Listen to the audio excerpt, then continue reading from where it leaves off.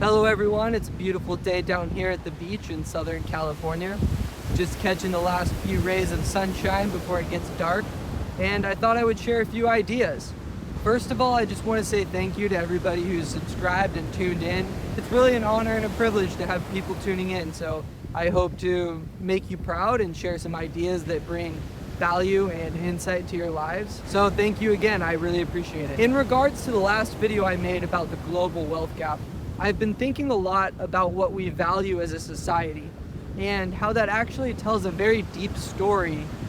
When wealth becomes highly concentrated, when there's a big divide between the haves and the have-nots, society tends to fixate on extreme outcomes. You see society elevating people like rappers and pro athletes and influencers and people with massive visibility, massive wealth, massive lifestyles.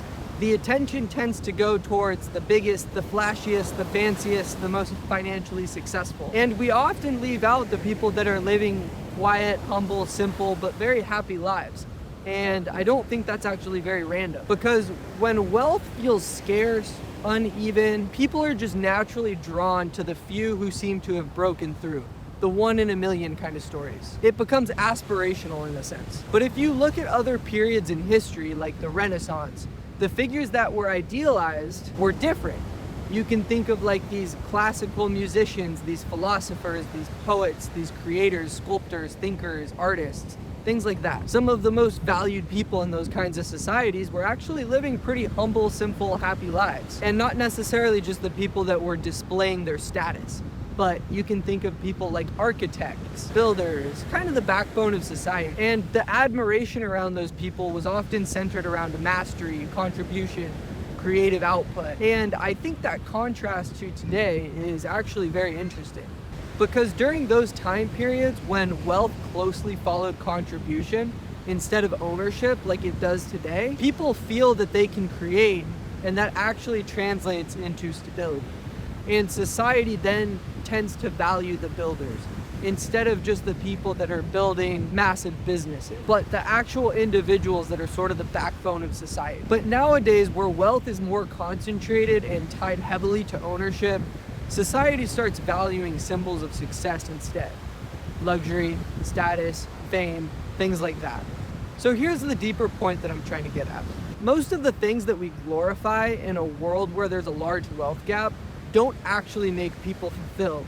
And when people can tune in to themselves, they start to realize this. The flashy car, the jewelry, the massive house. There's a short-term high with those things, and obviously wealth can bring stability and stuff like that too.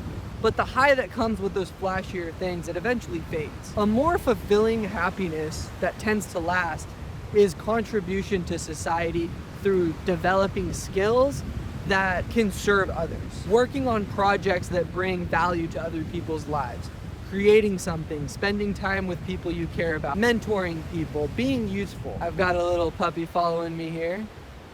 Hi, puppy. We've got an amazing sunset back here. I hope you can see it in the video.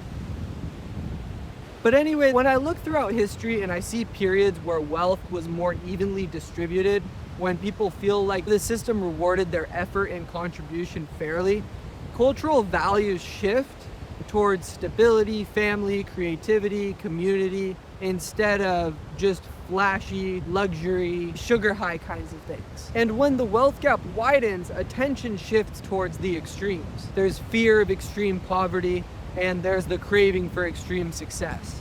But I think the happiest world is where there's a lot of people in the middle. And right now, I don't think that's as much the case. So in addition to the whole economic part of the wealth gap, I think there's a huge cultural component too. And it kind of comes down to what we're choosing to admire as a global society. Because culture often reflects how wealth flows underneath the surface. And I think the big shift towards a better world will come from redefining success.